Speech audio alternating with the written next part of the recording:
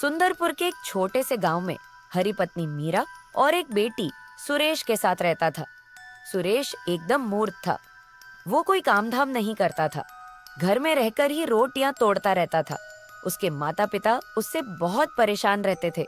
वो उसे कुछ कमाने धमाने को कहते, पर उस मूर्ख को कोई भी काम ही नहीं आता, न ही उसे कोई कुछ काम देता। सुरेश की उम्र 20 वर्ष हो गई है। ना तो ये कुछ करता है, ना ही घर से बाहर निकलता है। तुम एक काम करो, इसकी शादी करवा दो। क्या पता पत्नी के आने से इसका भाग्य खुल जाए। तुम सही कह रही हो मीरा। मैं इसके लिए कोई अच्छी सी लड़की देख लेता हूँ, जो थोड़ी चालाक भी हो और पढ़ी लिखी भी हो। ये तो मूर्ख है, मूर्ख। इससे तो कुछ होगा नहीं। मैं भी यही सोच रही थी। अगर इसकी पत्नी चालाक आ जाएगी तो इसकी जिंदगी सुधर जाएगी, वरना इसको तो कोई भी पागल बना देगा। तुम जल्द से जल्द कोई लड़की देकर इसकी शादी करवा दो। कुछ ही दिनों में हरी अपने मूर्ख लड़के की शादी करवा देता है। उसकी पत्नी अपने साथ कुछ दहेज लेकर आई थी। उसी से सुरेश के घर का गुजारा हो रहा था। लेकिन कुछ ही दिनों में उसके घर का सारा सामान खत्म हो गया। पत्नी समझ गई थी कि उसका पति मूर्ख है, इससे कोई काम नहीं देगा। इसलिए वो अपने ससुर से कहती है, मैंने आज तक आपके सामने मुंह नहीं खोला है, क्योंकि आप घर के बड़े आदमी हैं। लेकिन अब मैं मजबूर हो गई हूँ। इस तरह घर नहीं चलता। घर में कुछ भी नहीं है। मैं सोचती थी कि घर की बात बाहर नहीं निकले, लेकिन अब मैं मजबूर हो चुकी हूँ। कब तक ये सब देखती रहूं? तुमने अपने उस मूर्ख बेटे की शादी मेरे साथ करवा दी। उसने मेरी जिंदगी खराब कर दी है। कुछ करता धरता नहीं है। वो तुम्हारा पति है, तुम उसके बारे में ऐसा कैसे कह सकती हो? अरे, पत्नी को हमेशा पति की इज्जत करनी चाहिए। उसमें पति वाली कोई बात तो हो जिससे मैं उसकी इज्जत करूं। जो आदमी अपने परिवार का पेट नहीं पाल सकता, उसकी इज्जत कौन करेगा? इज्जत उसकी होती है जो घर में 2 पैसे कमा के देता है, घर में हाथ पर हाथ रख कर बैठने वाले की नहीं। बेटा, तुम इतना गुस्सा क्यों होती हो? तुम सुरेश को समझाओ कि कुछ काम करे। मैं उन्हें क्या समझाऊं हूँ? मैं तो समझा समझा के थक चुकी हूँ। वो मेरा सुनते ही कहाँ है। बस सारा दिन बच्चों जैसी हरकतें करते रहते हैं। आप ही उन्हें कुछ समझाइए। अगले ही दिन हरी सुरेश से कहता है, बेटा, अगर तू कुछ काम नहीं करेगा तो तेरे घर का गुजारा कैसे होगा? अरे, तेरी पत्नी सारा दिन तेरी वजह से परेशान रहती है। तू एक काम कर, कहीं से भी कुछ ज्ञान सीख कर आ। ये कुछ पैसे हैं, तुझे रास्ते में इनकी जरूरत पड़ेगी। पिताजी की बात मानकर वह ज्ञानी को ढूंढने निकल जाता है।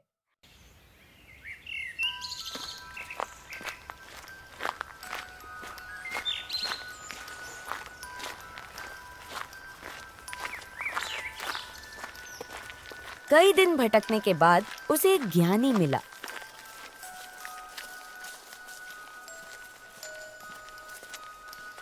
ज्ञानी को प्रणाम कर उसने कहा, मैंने सुना है तुम बहुत बड़े ज्ञानी हो। तुम लोगों को ज्ञान देते हो। मैं कई दिनों से किसी ज्ञानी को ढूंढ रहा था। फिर लोगों ने तुम्हारे बारे में बताया। इसलिए ज्ञानी जी, मुझे कुछ ज्ञान दीजिए।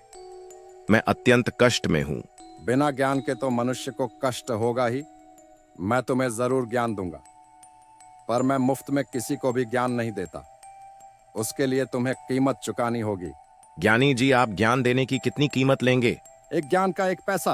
हरी ने सुरेश को 50 पैसे दिए थे, लेकिन अमूर्ख सुरेश के पास 4 पैसे बचे थे। वो उसने ज्ञानी को दे दिए। 4 पैसे लेकर ज्ञानी बोला, तुमने मुझे 4 पैसे दिए हैं, इसलिए मैं तुम्हें 4 ही ज्ञान की बात बताऊंगा। अच्छी तरह याद कर लो। पहला ज्ञान ये है कि जिस बात को 5 आदमी कहें उसे सत्य मान लेना चाहिए। दूसरा ज्ञान ये है कि धन मिलने पर किसी को भी उसके बारे में नहीं बताना चाहिए। तीसरा ज्ञान ये है कि पत्नी को कभी सच बात नहीं बतानी चाहिए। और चौथा ज्ञान ये है कि अपनी स्वामी या राजा को सच बात ही बतानी चाहिए। ज्ञान की चारों बातों को अच्छी तरह से याद कर अब मूर्ख सुरेश अपने घर की ओर निकल गया। रास्ते में उसने देखा कि एक जगह भीड़ झूठी हुई है। उसे पता चला कि कोई भिखारी मर के आए, पर कोई उसे वहां से उठाने को तैयार नहीं था। तभी मूर्ख सुरेश वहां पे पहुंचा। भाई तुम हट्टे कट्टे हो, इस लाश को उठाकर कहीं फेंक आओ, भगवान तुमसे खुश हो जाएगा। मैं इस लाश को क्यों फेंक के आऊं? ना तो ये मेरा कोई रिश्तेदार है और ना ही कोई जानने वाला। फिर मैं क्यों इस लाश को फेंक कर आऊं? लेकिन एकदम से मूर्ख सुरेश को ज्ञानी दोरा दिए गए। पहले ज्ञान की बात याद आ गई कि 5 आदमी जो कहें उसे सच मान लेना चाहिए। यहाँ तो 5 से भी अधिक आदमी है। उसने लाश उठाई और गांव से बाहर एक वीरान जगह में उठाकर फेंकने लगा। तभी उसने देखा कि भिखारी के फटे पुराने कपड़ों से अनेक रुपए गिर रहे हैं। उसने सारे रुपयों को इकट्ठा किया और अपनी जेब में रख के चुपचाप अपने घर चला गया। आ गए ज्ञान सीख कर। क्या ज्ञान सीख कर आए हो? जरा मैं भी तो सुनूं, क्या पता मेरे भी काम आ जाए। ज्ञान तो मैं सीख कर आया हूँ, लेकिन मैं किसी को बता नहीं सकता, क्योंकि ज्ञान सीखने के पैसे लगते हैं, ज्ञान मुफ्त में नहीं मिलता। तुम कैसी फालतू बातें करते हो, मेरी तो कुछ समझ ही नहीं आता। इतने दिन घर से बाहर रहे, फिर भी मूर्ख जैसी बातें कर रहे हो। सुरेश अपनी पत्नी को कोई भी ज्ञान की बात नहीं बताता और न ही भिखारी की जेब से मिले रुपयों के बारे में बताता है। अब मूर्ख सुरेश के पास अनेक रुपए थे। उसके दिन सुख पूर्वक बीतने लगे। उसका रहन सहन बदल गया। उन लोगों ने एक अच्छा मकान भी बनवा लिया। उनके ठाड़ बाड़ देखकर पड़ोसियों को जलन होने लगी। एक दिन सुरेश की पड़ोसन अपने आदमी से कहती है, जिसे लोग पागल पागल कहा करते थे, आज देखो कितना मालदार हो रहा है, कितना सुंदर घर बनवाया है, और एक तुम हो, अपने आप को अक्लमंद समझते हो। सुबह से शाम तक तेरी मेरी मजदूरी करते फिरते हो। जब कहीं जाकर 1-2 रुपए कमा पाते हो, उस पागल से ही कुछ सीखो। मैं उस पागल से क्या सीखूं? जो उसके नसीब में है वो उसे मिल रहा है, और जो मेरे नसीब में है वो मुझे मिल रहा है। तुम सारी जिंदगी नसीब का रोना रोते रहना। दुनिया आगे निकल रही है और तुम नसीब के बीजे पड़े हुए हो। मैं ही कल उस पागल सुरेश के घर जाऊंगी और उसकी मालदारी का राज पूछ कर आऊंगी। पड़ोसन अगले ही दिन सुरेश के घर आई और उसकी पत्नी से बोली, अरे दीदी, आपका पति क्या करता है जो आप लोग इतने ठाट बाट से रहते हैं? पूरे गांव में तुम्हारी मालदारी के चर्चे हैं कि पागल आदमी मालदार हो गया। ये तो मैंने उनसे पूछा ही नहीं कि वो क्या काम करते हैं। मैं तो उन्हें पूरा दिन घर पर ही देखती हूँ। भला घर रहकर कौन सा काम हो सकता है? तो मैं उनसे पूछना चाहिए कि वो क्या काम करता है। जो आदमी अपनी पत्नी से अपनी आमदनी छुपाता है, निश्चित रूप से वो कोई गलत तरीके से धन कमाता है। अगर वो आपसे सचमुच प्रेम करता है तो उन्हें आपसे कोई भी बात नहीं छुपानी चाहिए। तुम सही कह रही हो बहन, मुझे तो अब डर लग रहा है। कहीं वो किसी गलत तरीके से पैसे तो नहीं कमा रहे। मैं आज ही उनसे पूछूंगी। जब रात को मूर्ख सुरेश अपने घर आता है तो उसकी पत्नी उससे पूछती है, तुम क्या काम करते हो ये तुमने आज तक मुझे बताया ही नहीं। तुमने कभी पूछा ही नहीं, इसलिए मैंने बताना उचित ना समझा। वैसे भी तुम जानकर क्या करोगी? तुम्हें तो समय से पहले ही सब कुछ मिल रहा है। अगर तुम्हें कोई परेशानी हो तो मुझे बताओ, मैं अभी पूरी कर देता हूँ। मुझे कोई परेशानी नहीं है, बस मैं ये जानना चाहती हूँ कि तुम क्या काम करते हो। मुझे डर है कि कहीं तुम गलत काम तो नहीं कर रहे हो। भला मैं क्यों गलत काम करूंगा? मैं मेहनत से पैसे कमाता हूँ, खून पसीना बहाकर, समझी? मैंने तो तुम्हें कभी मेहनत करते हो देखा ही नहीं। सारा दिन घर पर पड़े रहते हो, फिर तुम मेहनत करने कब जाते हो? सच सच बता दो, तुम क्या काम करते हो, वरना मैं अपने घर चली जाऊंगी।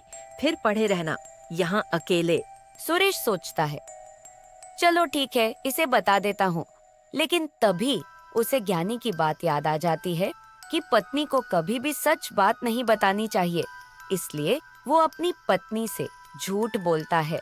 दरअसल मैंने बाजार से 1 किलो देशी घी खरीदा और उसको रात के 12 बजे एक सांस में पी गया, जिससे मुझे बहुत सारे धन की प्राप्ति हुई। सुरेश की पत्नी दूसरे दिन अपनी पड़ोसन को बुलाती है और उससे कहती है, मेरे पति कोई गलत काम नहीं करते हैं। हमारी मालदारी का राज तो देशी घी है। देसी घी? हाँ, देशी घी। अगर कोई आदमी 1 किलो देशी घी रात को 12 बजे एक सांस में पी जाए तो उससे बहुत सारे धन की प्राप्ति होती है। ये बात तुम किसी को मत बताना। तुम मेरी सहेली हो, बस इसलिए बता रही हूँ। ये बात सुनकर पड़ोसन बहुत खुश होती है, क्योंकि उसे मालदार होने का राज जो मिल गया था। वो जल्दी से अपने घर जाती और अपने पति से कहती है, मुझे मूर्ख सुरेश की मालदारी का राज मालूम हो गया है। तुम जल्दी से बाजार जाकर 1 किलो देशी घी लिया। एक बार मुझे बताओ तो सही, आखिर उस मालदारी का राज क्या है? मैं भी तो सुनूं। और देसी घी का मालदारी से क्या ताल्लुक है? ताल्लुक है, अगर कोई आदमी 1 किलो देसी घी रात को 12 बजे एक सांस में पी जाए तो उसे बहुत सारे धन की प्राप्ति होती है। ये तुम क्या कह रही हो? ये बात मैंने कभी नहीं सुनी। अगर हर किसी को ये बात मालूम होती तो आज हर कोई मालदार ना होता। ये बात किसी को मालूम ना हो। मैंने बड़ी मुश्किल से सुरेश की पत्नी से पूछा है। अब सारा समय यही खराब करते रहोगे। जाओ जल्दी से बाजार से 1 किलो घी लेकर आओ। पड़ोसन का पति बाजार से 1 किलो देशी घी ले आता है और फिर दोनों 12 बजने का इंतजार करते हैं। जैसे ही 12 बजते हैं, पड़ोसन अपने पति को 1 किलो घी एक सांस में पिला देती है। घी पीने के थोड़ी देर बाद उसके पेट में बहुत जोर से दर्द होता है। पेट दर्द इतने जोर का होता है कि वो तड़पने लगता है, उसको दर्द आने लगता है। अंत में वो मर जाता है। पड़ोसन ने राजा के पास जाकर उनकी शिकायत की। महाराज, मैं लुट गई, बर्बाद हो गई, मेरा कुछ नहीं बचा, सब कुछ खत्म हो गया। अरे कुछ बताओगी भी या रोती ही रहोगी? महाराज, मेरे पति का इंतकाल हो गया है। उन्होंने 1 किलो देशी घी पी लिया था, जिससे उनके पेट में दर्द हुआ और वो मर गए। ये क्या बेहुदा बात कर रही हो? अगर कोई आदमी 1 किलो देशी घी पीगा तो वो मरेगा ही ना बचेगा। थोड़ी ना तुम्हारा पति कहीं पागल तो नहीं था? अरे नहीं नहीं महाराज, मेरा पति पागल नहीं था। पागल तो वो मूर्ख सुरेश है जिसने मुझे ये नुस्खा बताया था। उसने कहा था कि अगर कोई आदमी रात को 12 बजे 1 किलो देशी घी एक सांस में पी जाए तो वो मालदार हो जाता है। इसलिए मैंने अपने पति को 1 किलो देशी घी पिला दिया। राजा ने मूर्ख सुरेश को बुलाया और सारा माजना पूछा।